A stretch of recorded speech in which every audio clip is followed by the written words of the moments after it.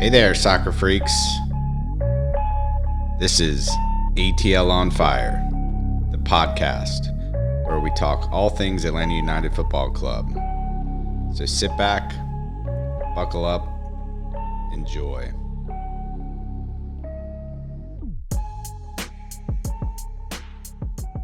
All right. Welcome back, everybody. It is another episode of ATL On Fire. It's been a hot minute, but we got plenty to talk about. Joined with Dave Katz, as always. How you doing, Dave? Good. Games are coming fast and furious now, so that's good. Yeah, they sure are, and there's no lack of things to talk about with Atlanta United. There's no lack of things to talk about since we had our last podcast coming out of the CCL leg with the Costa Rican side. We talk about the Philly game. We'll talk about our first couple MLS games. Let's also talk about the world of football too. It's been kind of a crazy situation with the European soccer and the idea of the Super League coming, going, and now we've even seen some of the backlash with your club today at Old Trafford. Fans storming the field, not in the best way of protesting, but pretty crazy to see the reaction from some of the European fans. And the whole thing seemed like a shell from the get-go after about 24 hours. But I don't know, what were your thoughts about soccer? Be a good opportunity to go over our ATL on Fire motto about how we know a lot about soccer, A lot about cooking. about Atlanta United, a little bit about MLS, but we're going to talk about it all. And in this case, we're going to talk about world football. No doubt. And pretty wild. The fact that, my take on it was, right, that you had the two La Liga teams in Real Madrid and Barcelona that are in a ton of financial stress right now, really with nothing to lose at all, both, with the fans or saving face, to try to get some of the other big clubs into this idea of a super league. And break away into a kind of closed model where the revenue sharing wouldn't be, with kind of the relegation promotion style that European has known for, well over 100 years, and wanted to pull up the ladder on really all of the leagues in Europe that, have come and gone. So like a Leeds United, who's been out of the mix for 20 years, that ladder was getting pulled up on them with this idea of the Super League, which is just a smack in the face, really, to the system that has created European football. If you start as a closed system, that's one thing, like a lot of American sports, but this is how it's worked in Europe for, a long time. And so it was really surprising to see a lot of the English league teams join into this. And I think what we saw at Old Trafford was the idea of these American owners maybe being a little disconnected, but financially kind of joining the bandwagon with these two La Liga clubs, because they're like, hey, yeah, that makes sense. Like, why should my players play in the national team if they get injured, and I'm paying their salary and X, Y, Z? So I don't know. What were your thoughts? My first thought is, we've brought back the Mikey Dobbs rant right there, Mm-hmm. right at the top of the podcast. We'll just call it what it is. But so I think you have to group the Italian clubs in there who are part of the leadership. True. Juventus, who's also, I think, more financially in dire straits, was part of the leadership. And it actually gives you being an American sports fan my whole life, growing up in New York, I think, you never really think about it in terms of American sports, right? Because nobody ever thinks, the American professional team, the New York Football Giants or whatever, is excluding somebody or whatever. But, it gives you a different perspective. And the American ownership, of the European, soccer teams, which has happened particularly in England, American owners of Liverpool and American owners of Arsenal and American owners of Manchester United. It makes sense to them, right? And this, so the idea here is that, look, they don't want to put their money on the line when you can get relegated, when you can fail to qualify for a super competition. They want to stack the odds in their favor completely. This is completely natural. This is what happens all the time in American sports. I guess maybe baseball, where you have a huge minor league system, might be the best analogy, where, if the minor league teams, in Syracuse, New York, and, in all these little towns in Pennsylvania and whatever, if they thought that they could potentially get into, these things and whatever, the major leagues or competitions, and then suddenly the Yankees and the Mets and the Phillies were like, no, you can't. That might be the right analogy for American sports, but it's weird. It doesn't work as an analogy really in American sports Yeah. because it doesn't exist. Even in the minor league things, it's not like those minor league teams are competing to become major league teams. Right. But it's the height of arrogance, right? To say like, look, we're going to form a league of the top teams, and because we're the best historically, and maybe some of them the best now, then that's it, it's interesting, like they included a club like Arsenal, for example, which is a historically great club, but Arsenal's currently, mid-table, right? So clearly not a great Or team. Man City that, only in the last decade has Man been. City only been good in the last few years. I mean, people forget, but Man City got relegated twice. They were in the second division just a number of years ago, right? So Man City fans are just happy to be in the Premier League, for a while. Yeah. Now, of course. And so you got Leeds coming home. If you haven't watched a documentary on Netflix, listeners, fantastic. I don't know which streaming program, but it's called We're Coming Home. The documentary of the Italian owner of Leeds and the coach Bielsa, who's taken them from the championship. Unbelievable documentary, and they're mid-table, right? Their first year back in the Premier League. And if you don't know, what in 1999 through 2003, Leeds was one of the best teams in England and in Europe. Actually not in Europe, because they kept trying to buy the best players in the world to make it to the UEFA Champions League, and actually bankrupt themselves in doing so. So at their height, they got to a Champions League semifinal. Okay. With Harry Kewell and Viduka. And, they had a great Smith. Alan Smith was on that team. Boyer was on that team. They had a great team, and they got to the semifinals. And then after that, financially stretching above their means, and imploded, and not just lost the Champions League spots, but also got relegated from the Premier League. Yeah. So yeah, to me, go ahead. Yeah, no, I was going to say, like, Glazer, obviously, when you're buying a club that's now worth $4 billion, should understand how how the business works, right? And what makes the basically your customer, which is the fans, tick. And so, it being a business person, I'm not going to give him a pass in terms of not understanding that culture. But I think, he maybe did, and was happy to hide behind the couch, as some of the people on ESPN FC were saying, like, and be like, hey, did it work? No, it didn't work. It was nobody was representing what their cause was, even if they deserve more share of revenue with the UEFA league setup. And to make FIFA and UEFA actually look good in this is the ironic part as well. Two organizations which I probably wouldn't say are the most ethical if I was guessing. It's certainly FIFA. Don't know a lot about UEFA, but FIFA certainly is not the most respectable organization in the world. So when they're looking like peaches out of this, I mean, come on, you did not improve your poker hand in trying to negotiate.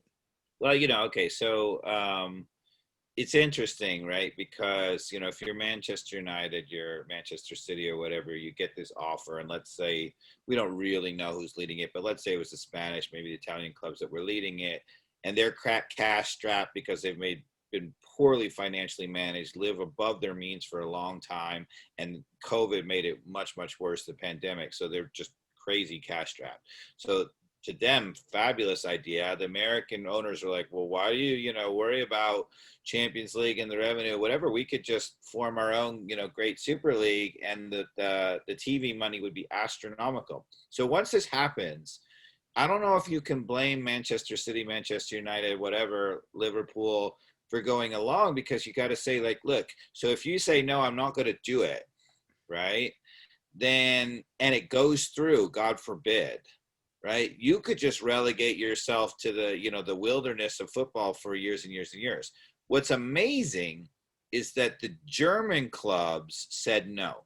They absolutely said no. Bayern Munich, which of course would have to be one of the teams, I mean, for, historically is way better than, for the entire period of history. They've been great the entire time. So, the amazing thing is that the German clubs said no. And, what's amazing about that is the difference.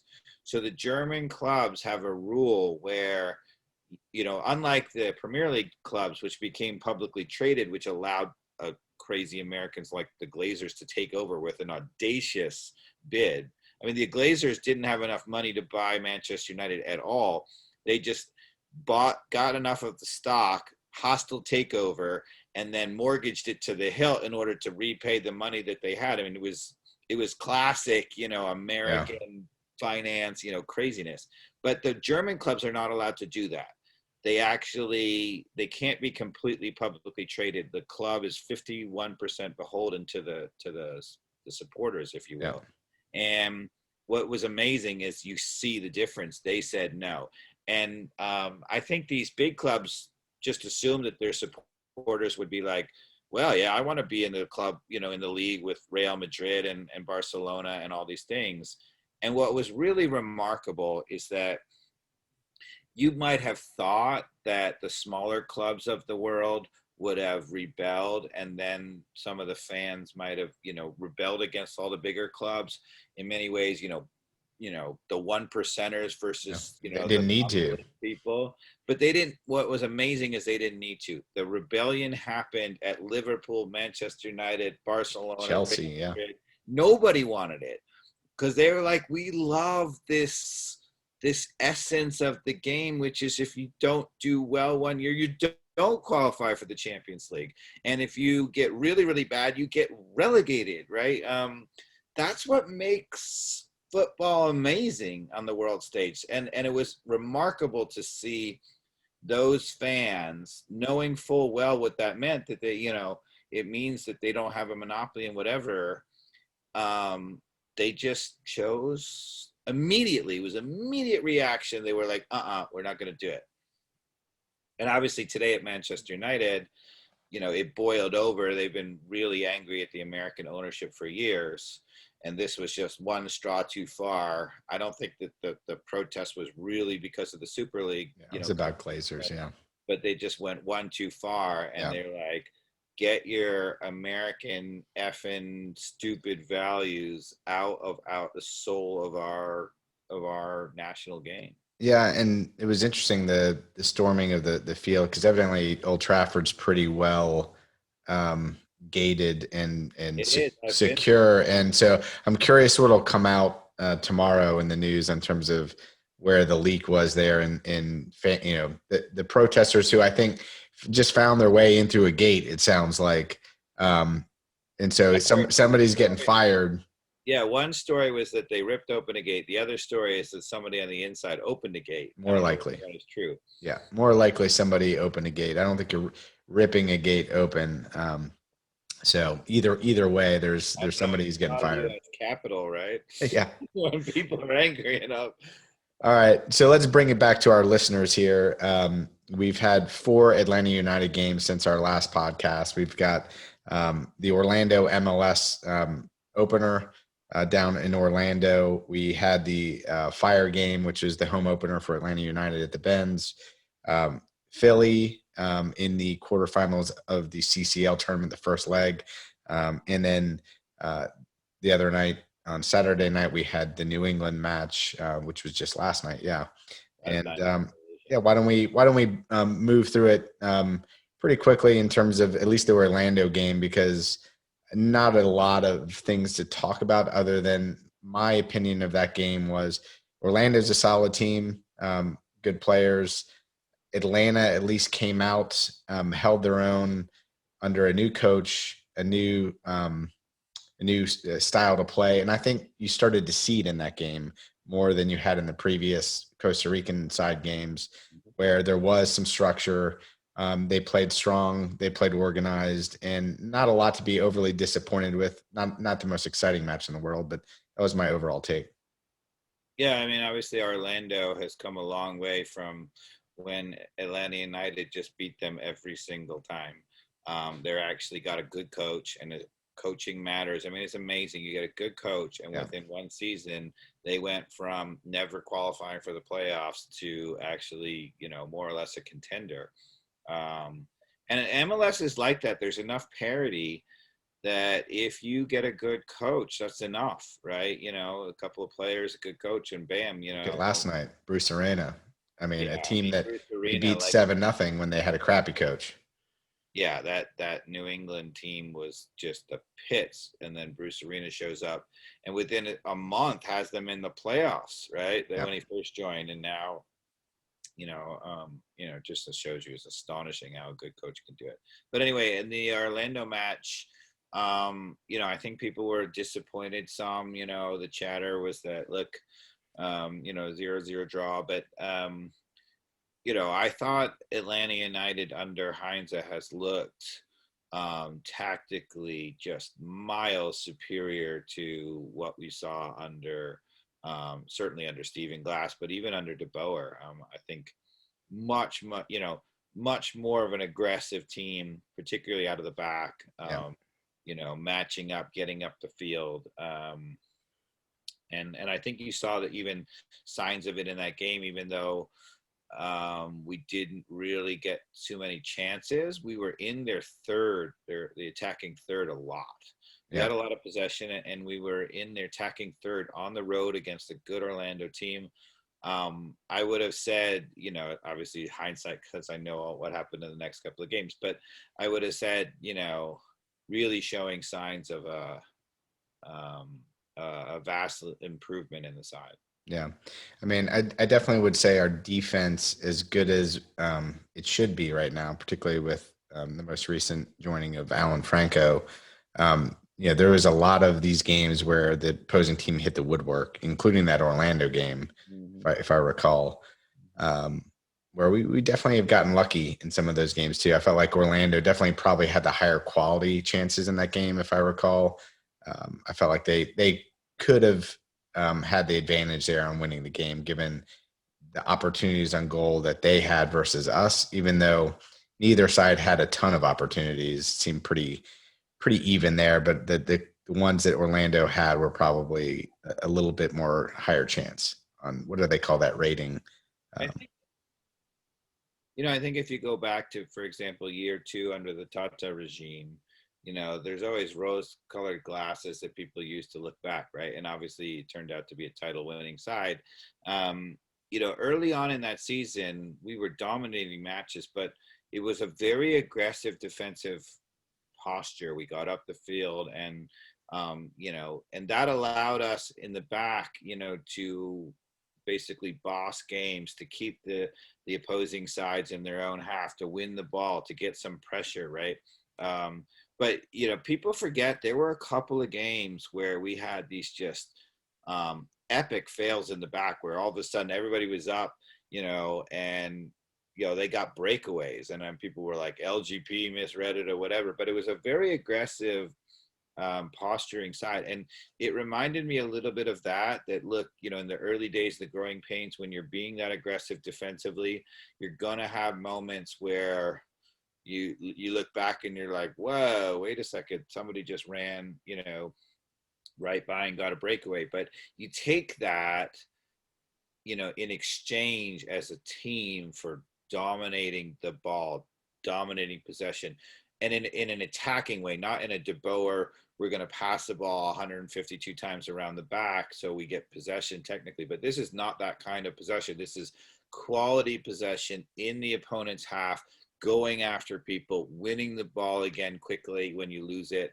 That kind of sign was really, um, you know, uh, that was really impressive. And I think it harkens back to the early days of Tata's regime where it didn't always work. There were moments where we got beat and you were like, oh, Yeah. Well, let's talk about the game where it did work, which is the next game against the Chicago Fire, right? We ended up winning 3-1. I actually just think one more example in that Tata title winning side season, right? When we were going for the supporter shield, right? And we went against, it was Toronto in the final regular season game to try to win the supporter shield. Yeah.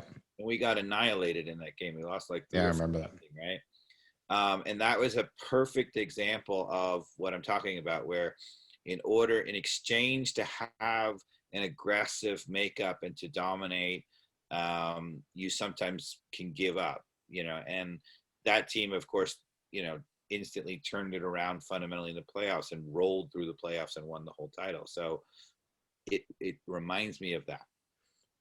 Barco Lazo. What did you think of that goal? Um, you know, Golazo. I mean, geez, he just had a cannon, right? And the thing that I think we even mentioned before, right? Barco in previous seasons has come flying out of the gate and looked great right from the beginning. Unfortunately, he's been unable to sustain that.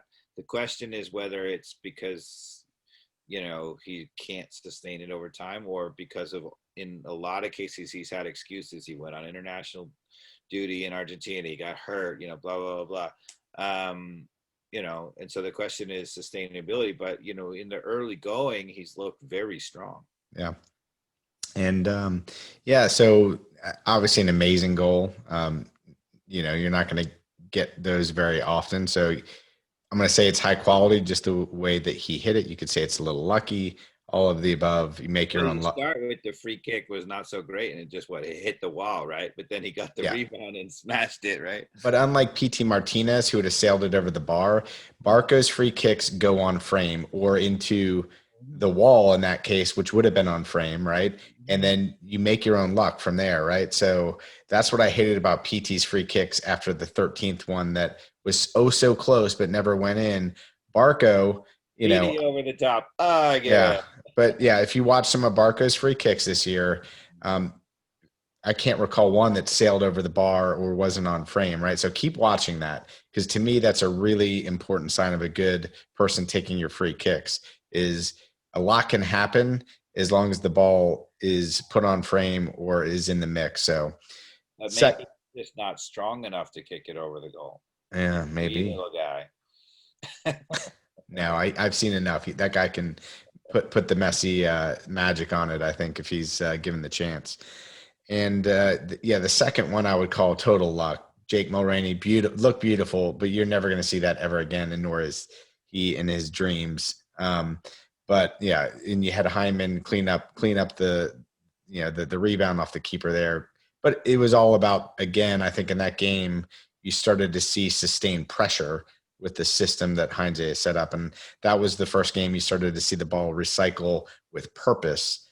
And that's when those moments started to, get Jürgen Damm in the corner, cutting it back and all of that happening. So I don't know. And then the other one, again, Moreno, I think whipped in a cross, and I think it ended up being an own goal at the end of the day, the third one. And I don't recall the goal against us too well. Do you? In the Chicago game? I don't even remember how that went down. No, I don't really. I mean, we were so in control that I don't really remember that goal that much. But it's interesting when we talked in the previous podcast, and you were arguing against, and I kind of talked you down, and I said the thing you got to notice is that when the ball turns over and the other team is trying to clear out of their back, and they play that first ball, and the camera first pans, and you kind of, unfortunately, when you're not watching it live and you're watching on TV, you can't really see what's going on there until the camera pans. And live, you can see that, of course, going on, which is why I like to go to the stadium. But, when the camera pans and it goes, and there's a guy coming to the ball, checking to the ball, and there's a defender fighting him tooth and nail for that, that's a great sign. And that's what I was telling you. And you saw it in that game. That happened over and over and over, and Chicago couldn't get out.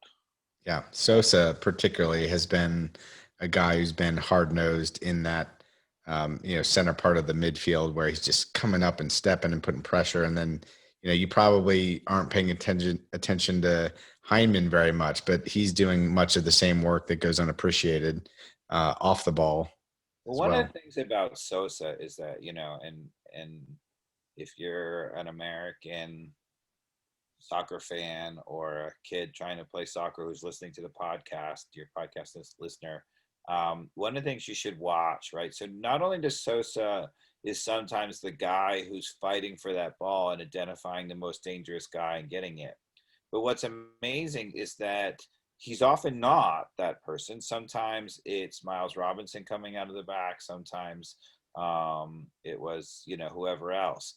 But what's remarkable about his reading of the game is that when those guys step up aggressively to try to win the ball, he slips in behind them. So many times when somebody is able to make a spectacular turn and get out of that pressure, you see Sosa just take it right off their feet, right? Because he's looking for that second ball. He knows the vulnerability. He's seeing it in behind. Yeah. Even as a defensive midfielder, he's aggressive a lot of times, but when he's not aggressive, he's reading off and moving behind those other players. And I'm not even talking about when we play out of the back and he goes back sometimes to cover. I'm really talking about in a normal flow of the game when the ball just turns over. There are times when somebody plays the ball past him. Miles Robinson is running up with the guy and is really aggressive, and he just slips into these vulnerable spots. You see it over and over again, and that is magic. Yeah. Yeah, particularly the first three games up until last night, I would say he's been really rock solid. Yeah, anything you want to talk about more on the Chicago game?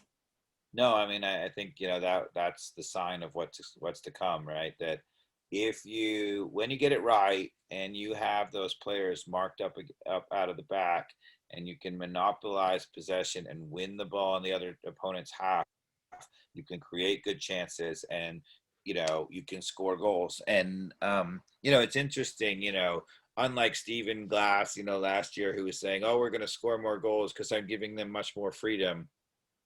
The way in the modern game you score more goals is really to win more balls going forward in midfield. Yeah. Um, So, fortunately, I was able to go to the Mercedes-Benz Stadium last Tuesday against the Philadelphia Union. yes. It was so good to be back at a game. It was awesome. And I was coaching the night before, and I had a work thing the next day, and I just couldn't make it happen. So I was sadly watching on TV and wishing I was Mikey Dobbs. yeah, and it was pure joy the first half. The way that the team played was, for me, it just, watching that first half, it was kind of all coming together. I was like, wow, okay, Dave was really right here. They were knocking it around as good as I've seen Atlanta United do, even in 2018 peak form under Tata. They were moving that ball around, Yes, and it was men against kids at many times in that game. And I just was against a supporter shield winning, side that yeah. Philadelphia team. So. And I mean, it really was just dominant, purposeful soccer. It wasn't just Frank de Boer moving the ball around. They were piercing in and getting the ball in dangerous situations, and we didn't get the end result that we wanted in that first half. And that's when I should have known, as a soccer player, whenever you have a dominant first half, watch any EPL game, anytime this happens, I don't know, that's when you go to Vegas and put down a real big bet against your own team or the team that's dominating, because sure enough. Whenever you're playing a good side and you dominate but fail to capitalize and turn that into goals, the opponent's coach, if there's anywhere good and the side is anywhere good, they're going to make some adjustment, right? Yeah. And when you make the adjustment, But I don't even know that they made an adjustment, because in the second half, we came out and were again moving the ball with possession and purpose for the first, I don't know, was it 10 minutes before they scored on us? And really, I mean, the goal was just a mental breakdown on a set piece, which is a corner kick, where it was clear just there was a moment of lack of urgency of, I don't know who, I have to go back and look at the replay, but there's no way that ball should squeak through at, head or shoulder level, whatever it was, and get to the back post. That ball needs to have a head on it or a body on it. And it's simple as that. And, any team all day long, you watch that in Europe, that should never happen, where a ball that playable shouldn't be, have some part of the body on it from a defender. So from that point on, the game turned in many ways from the heads going down for a second and letting, Philadelphia take advantage of the moment from the referee and little cheeky falls and just almost disturbing faking at some point. I've lost my voice for a week because I was not saying nice things to the referee. But it was our own undoing at the end of the day. Right. Here's a moment to pause and say, so, in our fancy schmancy seats, right, they now have unlimited food and drink. So how much money did Mercedes-Benz lose on Mikey Dobbs in that game? Well, thankfully they did have a nice selection of Coronas and IPAs, and I stuck with the Corona, so it's relatively okay in the finances of things there. But yeah, had a great time. I mean, I think it definitely turned south when, who was it, the Martinez guy, who's the number 8 for Philly, was just, completely faking. All day long. That's the end part, right? Let's talk about the moment after we can getting heated. Sorry. Right. One of the things that was interesting to me, and the first thing that I have seen that that is not good about what Heinze has shown. So the team completely lost their mind. You would have thought that it was a second leg of an elimination game, or a single elimination, like a U.S. Open Cup match, a single elimination and you're out, because so all of a sudden everybody was going forward trying to get the equalizer, right? Which is what happens to teams that don't have, confidence, that don't think, don't have the experience or whatever. But that I don't think is necessarily Heinze. There's so many new players, blah, blah, blah, blah. But Heinze fed into it, right? That he substituted a forward on for one of the backs and went to 3 in the back immediately. Why? As you just talked about, we dominated the proceedings for, 55 minutes or whatever it was, 60 minutes. Why in the world? If I were Heinze at that moment, I would say, everybody relax. We've been dominating the match. Keep it up. We'll get the goals, right? Yeah. But he immediately made an offensive for defensive sub and just fed right into the frenzy and became. He was pumped up, man. He was in the Mercedes-Benz for the first time. He had fans. Give the guy a break, man. It seems like a Mikey Dobbs style. You would have loved that, right? Like I did, man. I was loving everything about that game up until the second goal, really, which, if you go back and look, if I recall, the second goal was literally a miscommunication between the two players. You got it. I got it. No, nobody's got it. And then it went through to nobody back. Yeah. Right? But we had it covered. One of those two players 100% could have gotten to that ball first. Oh, sure. But they weren't. So as soon as they made a mistake, it was just lights out. Correct. Yeah, lights out. Once it was in their possession, gone. And the interesting thing is, you say, all right, well, this is maybe where Heinze hasn't had the experience, right? As a coach. Yeah. When you got the team and you're like, look, this is what we're trying to do, and it's going so well, and then you concede a fluke goal, and then you're like, well, damn it, let's get it back, let's go, whatever. A veteran coach would say at that moment, we've been through the ringer, right? Everybody relax. I remember, it was a Liverpool Champions League final when they just got annihilated by AC Milan in the first half, and it was like 2 goals in like a heartbeat.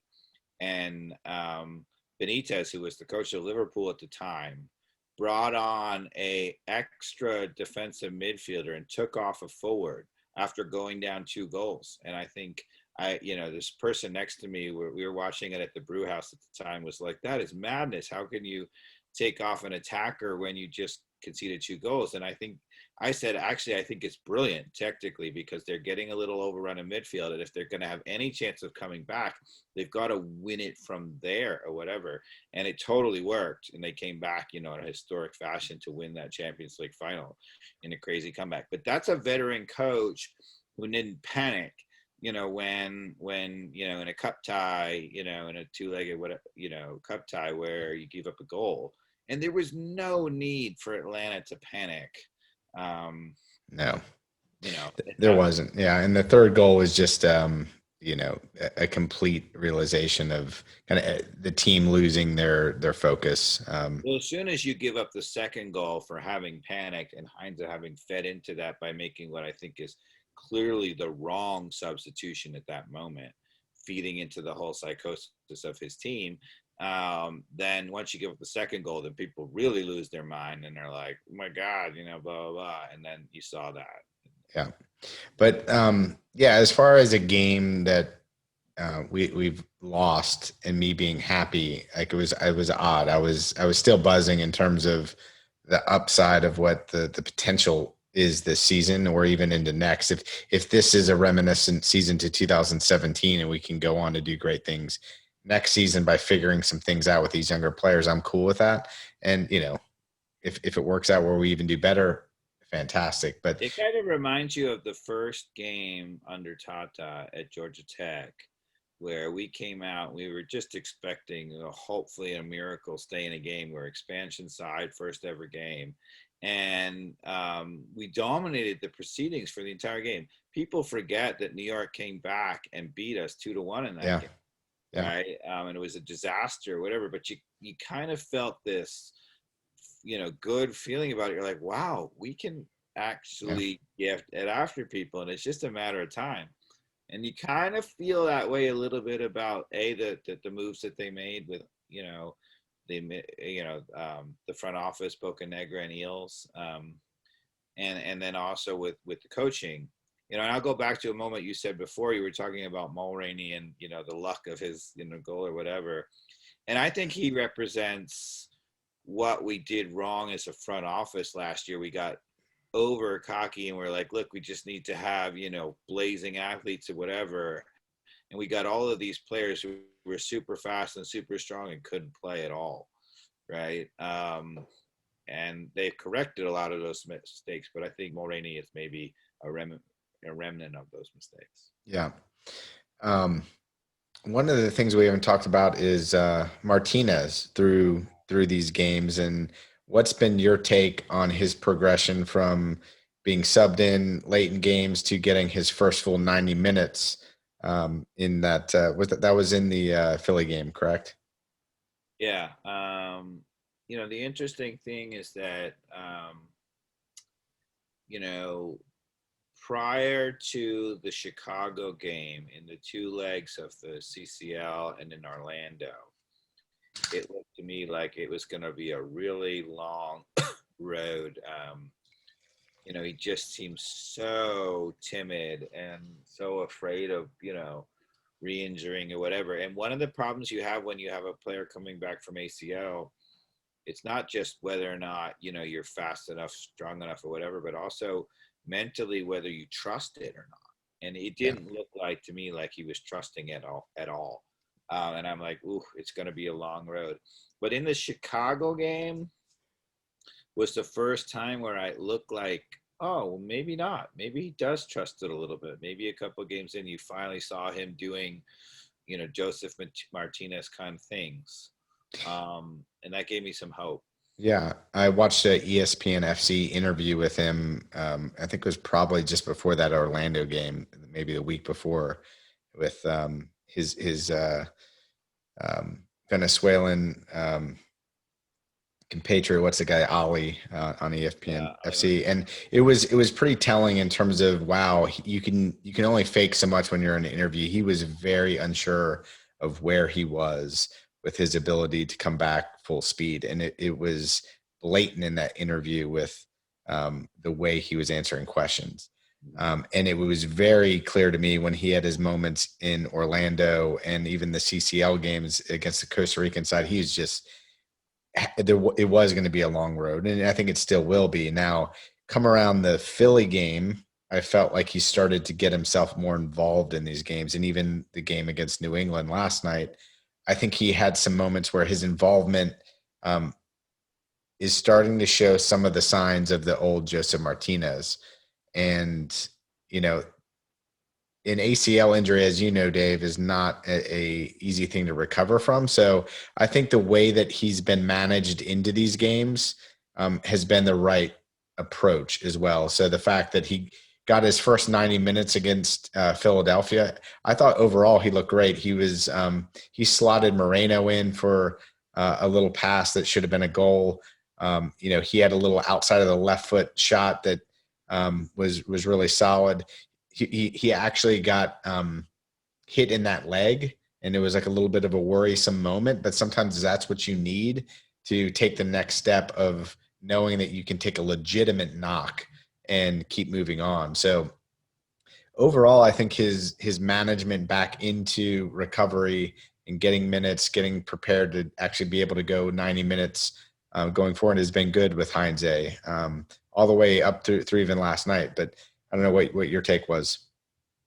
Yeah, I mean, actually, it perfectly segues into something that I wanted to talk about, which is in the entire short history of Atlanta United thus far, we have never had a coach who rotates the squad. We've had some deep squads, but we've never had a coach who rotates the squad. Tata didn't do it. De Boer didn't do it.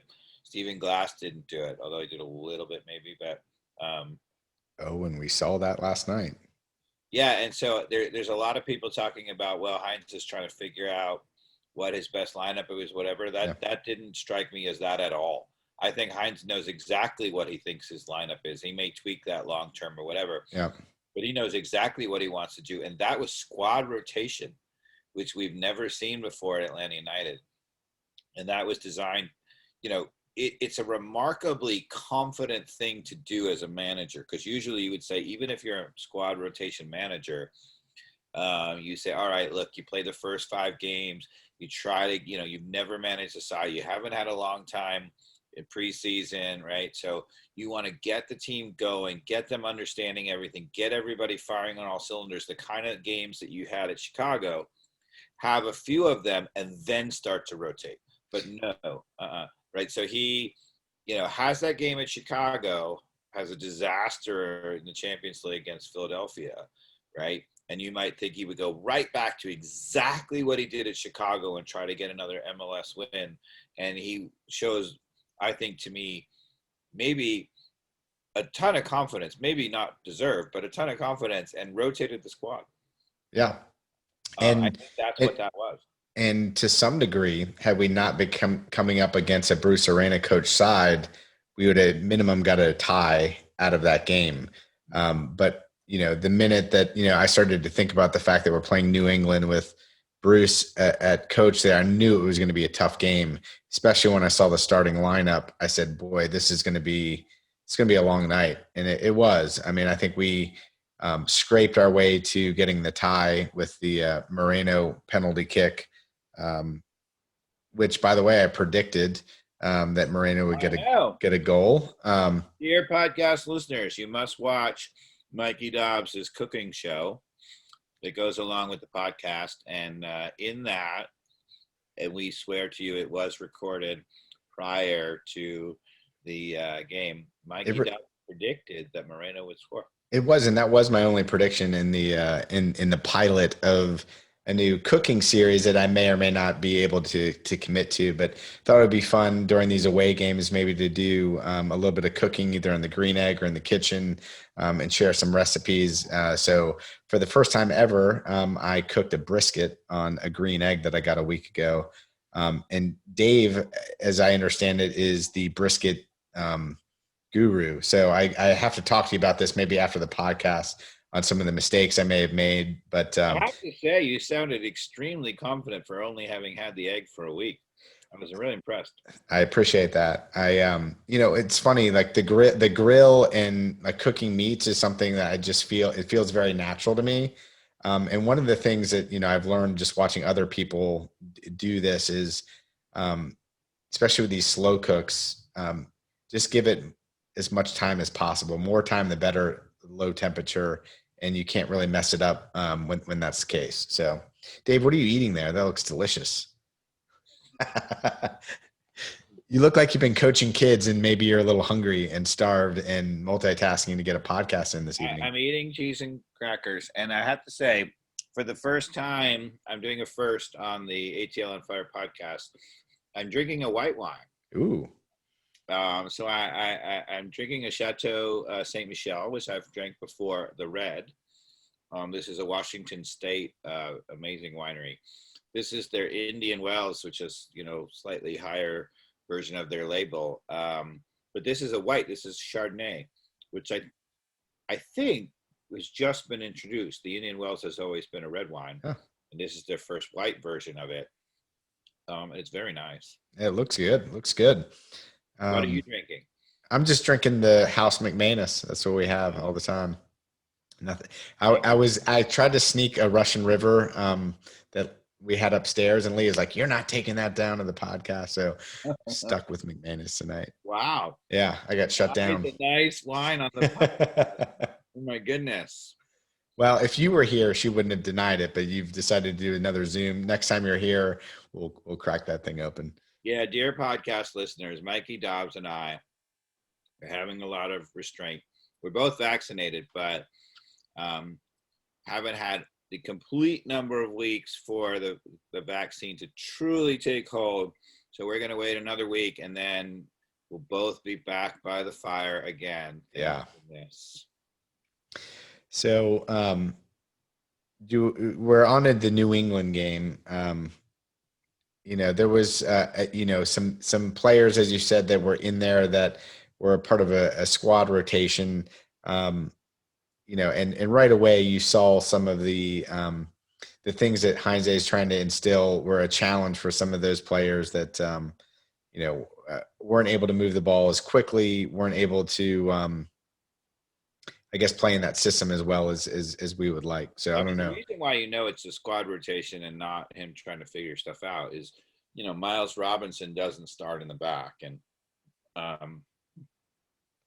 it's very, very clear that Miles Robinson is going to be the starting back for this team, and you've never seen that ever, right? Tata never, rotated a center back early like that, and it should benefit them in the long run.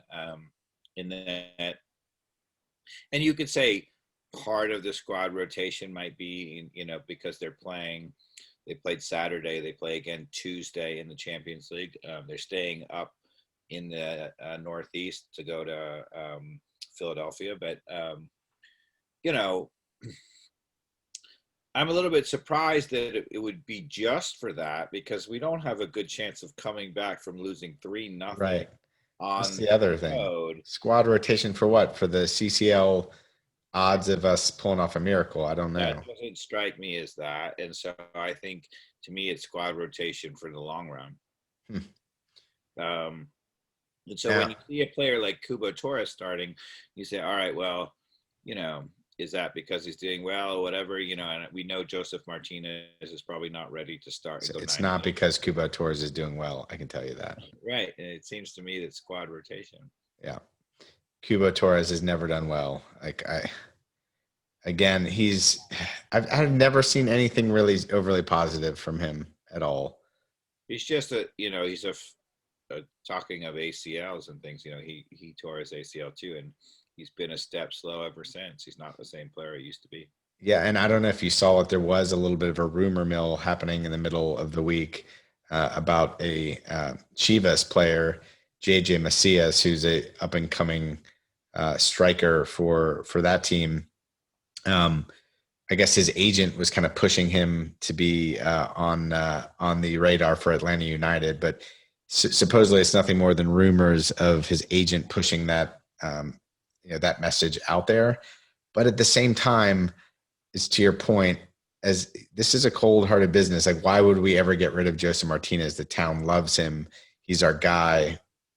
You know, I don't think this is Atlanta United's plan, but at the same time, if you can get a 21-year-old striker who's on the up and coming, you got to take a look at it. I know that sounds harsh and cold, but that's the business that we're in, is winning trophies. And if you don't look at it at JJ Macias, then you're doing this club an injustice. I know I may not have some fans out there that like me saying that. And I don't think it's going to happen. And I don't think that that was the long-term agenda from the technical directors. Dear podcast listeners, feel free to tweet at ATL on Fire. But if you're going to trash the podcast, please include Mikey Dobbs' name in there. That's Mike Dobbs at Mike Dobbs on Twitter as well. Yeah. Boy. But yeah, I don't think that's going to happen, but did you catch that rumor at all on the, no, I actually hadn't heard that. Yeah. Yeah, I mean, the other one that I was going to mention, that people forget, Rosetto's out there somewhere trying to get a green card so that he can rejoin the team, right? And I thought I heard he got one. Am I wrong on that? I don't know. I'm pretty sure he did. I want to say I'm 99%. That's great, confident. because that was to make room for international spot. Yep.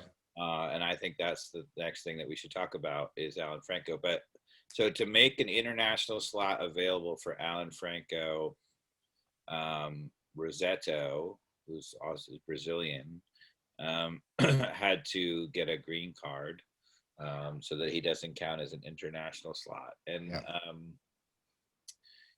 I think he has promise, and I think you might have seen him in that moment instead of a Cubo Torres, because I think he has a way higher upside than Cubo Torres, but he's clearly not available yet for us.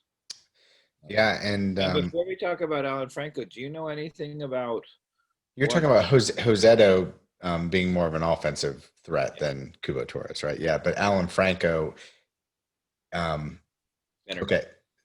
Yeah, in terms of. Before we talk about Alan Franco, can we talk about?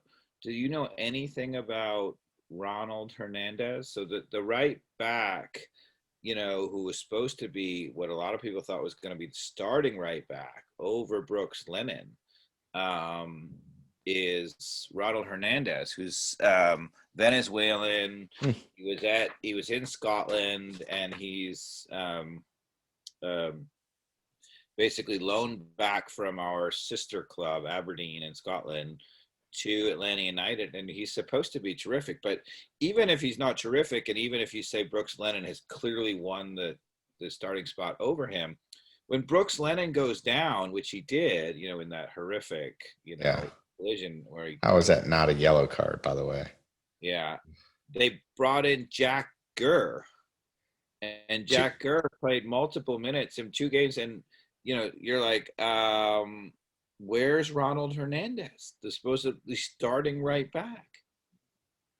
Yeah, I don't know. I didn't know too much about his role in the team, but yeah, it's an interesting question. I don't know.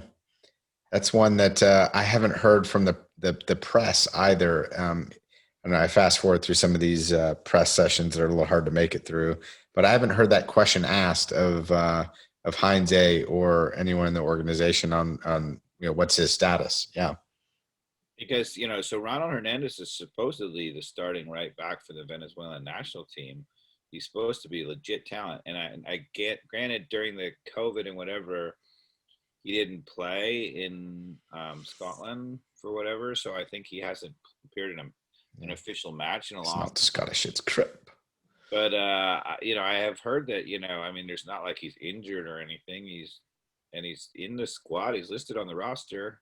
And I really thought, I was expecting that, if not in the Champions League, at least when we got to Orlando, I was expecting that Ronald Hernandez would be the starting right back. Yeah, I don't know. I thought, okay, well, maybe Brooks Lennon just totally beat him out, or at least for now. But that clearly is not the case, because if he had just beat him out, then when he goes down, then you'd clearly see Ronald Hernandez Right. Yeah, instead. when Gurr came in, I'm like, who is this? Like, I mean, totally off the radar substitution. Right. And you would think, okay, we're panicking because we don't have any depth at right back, but we're supposed to have two phenomenal right backs. We're supposed to have Ronald Hernandez and Brooks Lennon, right? So Yeah, well, now we've got Gurr as well, so we've really got depth. I mean, I don't know. He certainly didn't wet the bed. yeah, Um, Gurr's got to be. I mean, I shouldn't say this because we haven't seen any moments of him, but you know, um, there was a certain player who played up top for us last year who may not be named, and this has to be the new Gurr. Gurr. Well, we got Gurr and Goose. That'll be awesome. Yeah, but Alan Franco, from the minutes I saw, I thought looked excellent. Apparently, we were able to get him signed as a designated player by buying down Marcelino Moreno's contract with TAM and GAM. If you want to know what TAM and GAM is, go back to one of our earlier episodes. We've already forgotten what it is ourselves, but it's evidently a way that we can get Marcelino Moreno off the books in an Excel spreadsheet. You can admit that you're a TAM and GAM expert, and you're just dying to talk about TAM and GAM again. I so am. Who doesn't love TAM and GAM? But yeah, so apparently that's how we're able to get him signed at a salary that makes him the third designated player and Marcelino Moreno not. So, and we've been apparently stockpiling yeah, TAM and GAM, which would probably make you very happy. Yeah, that's what happened with all the NAGB, TAM and GAM, and is that we stockpile TAM and GAM to buy an international roster slot, which you can buy. So if you exchange this TAM and GAM, which is basically monopoly money in MLS, you can exchange it for players, but you can also exchange it for a slot. There's a certain number of international slots. So we bought an international slot, dear podcast listeners, so that we could be more international than allowed. Very clever. Yeah, I have a feeling whoever was a monopoly genius as a kid. So whoever our spreadsheet person is at Atlanta United, the official Atlanta United, is somebody who really knows how to move the monopoly board around a bit. Because I think every team starts out with 7 international spots, and I think we may have 8 or 9 at this point. And it certainly seems like we're really good at getting people residency here immediately to make them non-international players. So having that rotation open things up is something we're really good at as well. Dave, it's funny because in politics in Georgia, there's maybe not the friendliest to internationals, but when it comes to Atlanta United, we can get the green cards in a heartbeat. That's right. So there's not a problem at all, is what you're saying. Apparently not. Yeah. It's all no. Okay, I'm going to stay away from that. All right. Yes. Good idea. We don't talk about politics. We talk about it all, but what we mean by all is just football. That's right. So what other players you want to talk about? Moreno, I just mentioned his name. I thought he's been playing okay. He's had some moments where he probably could have had some goals. Things didn't go his way. Last night he had a penalty kick. Put it on frame. Wasn't the best penalty kick, but it was low into the corner. That's where you want it. But he earned that penalty kick with a great play, right? He sure did, yeah. And the thing about Moreno that I just love, again, is his body language. And so, dear podcast listeners, as Dave says, if you've listened to any of the past ones, the one thing I disliked about PT Martinez was his body language. And Moreno has great body language, in my opinion. I think, he keeps his head up. When things don't go his way, he looks like, really? Are you crazy? and then he moves on and continues playing. And I really like that about him so far. Um, and I think in some games when he's done wrong, he'll kick you in the shin, I was and just I'm going to okay with say, that too. Mikey Dobbs loves the fact when he got totally lost his mind and, retaliated in the Champions League against Monterey. And, in fairness, he was completely horribly fouled and he Yeah. just turned around and kicked the guy on the ground. So he doesn't take any gruff either. So yeah, I like what I'm seeing from him. We talked about Martinez, Barco. He clearly, I think you touched on this before, he's got to get over the injury bug. Let's see where we are mid-season, but obviously he's the energizer bunny on the team when he is healthy. He does so much defensively, getting back and sneaking in there and getting the loose balls and turning the momentum our way. There's a lot that he does there that's still phenomenal. That is a key ingredient to making this team win. And I think I mentioned it earlier, his free kicks are going to start to show this season where PT was over the crossbar. I think we're going to see some really good barcolazos from free kick positions outside the 18. This kid wants to make Barcolazo. this kid has aspirations to make the Argentinian national team, and you've got to be somebody who has those types of skills in the bag that just know how to play it right into the curling free kick into either corner from all sorts of places in the field. So I just picture Barco after hours out on the practice squad, taking those free kicks and putting in the hours. And I think it's going to pay off this year.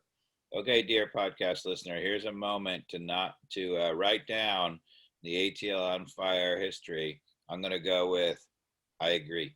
Wow. All right. I like it. And then I want to throw out two other names that I want to hear your thoughts on, Mikey Dobbs. I want to hear your thoughts on Ibarra, and I want to hear your thoughts on George Bello. Both I'm kind of positive on. I think you heard my commentary on George Bello after the Costa Rican side. There's definitely some improvement on his defensive work. And I think that's actually kind of paid off a little bit from what I've seen in the last couple of games. I don't know. This is where, not drinking cold beers during these games probably would help my recollection of George Bello and his performance on D a little bit better. But just think how much money you made off of Mercedes-Benz, right? Yeah, I know. So good that it's all inclusive.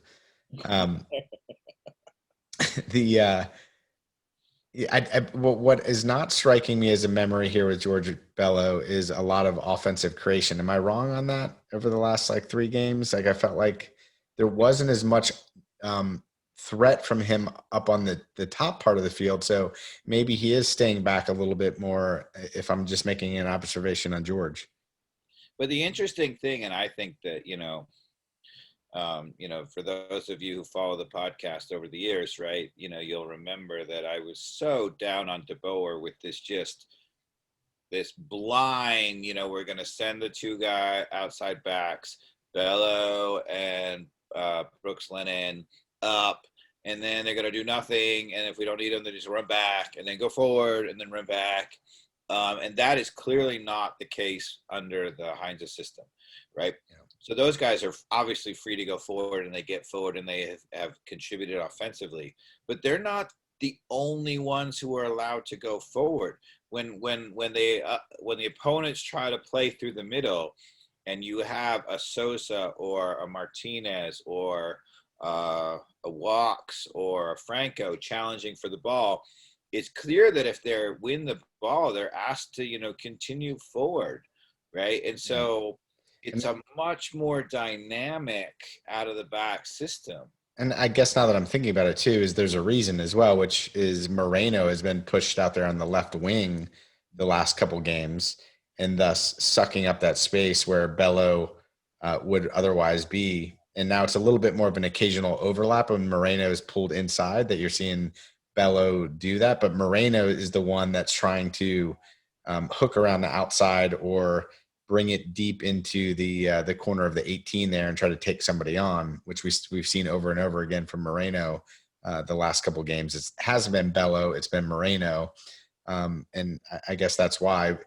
And that's another question: is do you feel like that's where Moreno is shining out on the kind of left? It doesn't seem like it's its natural spot, does it? No, I think that's the thing that will probably need to be fixed long term. I'm not sure Moreno out wide. If you think about it, right? So we're playing with Sosa, Heineman, and Ibarra a lot. In the center of the park, and Sosa's fantastic. Heineman has his role and is a real team kind of player, box to box. Good player. I think Ibarra to me has looked 19, just not ready yet. And but a lot of upside. Yeah, I think he has a lot of upside. But to me, long term, I think you're going to see Marcelino Moreno and Barco both operating centrally in front of Sosa. When you do that, neither Marcelino Moreno nor Barco are stout defensively, but they both will put in a shift. And I think he's trying to figure out whether I need another player in the middle of the park who is stout enough to win the midfield. I don't think they will. I think the answer is going to be that you don't need it. And so, they'll probably play those guys through the middle. And if that's the case, then you'll see more of Bello overlapping. And it looked to me in the last game that we're not going to see Jurgen Damm for quite some time with a hamstring injury, which almost in earliest case is probably a month, but it's probably going to be 2 months before we see him. I don't know. Anytime you see somebody walking off with their hand on the back of their thigh there, that just feels like a minimum month type of recovery. Dave, did you freeze up on me? You've gone frozen on the podcast. Well, if this is how we have to end the podcast, so be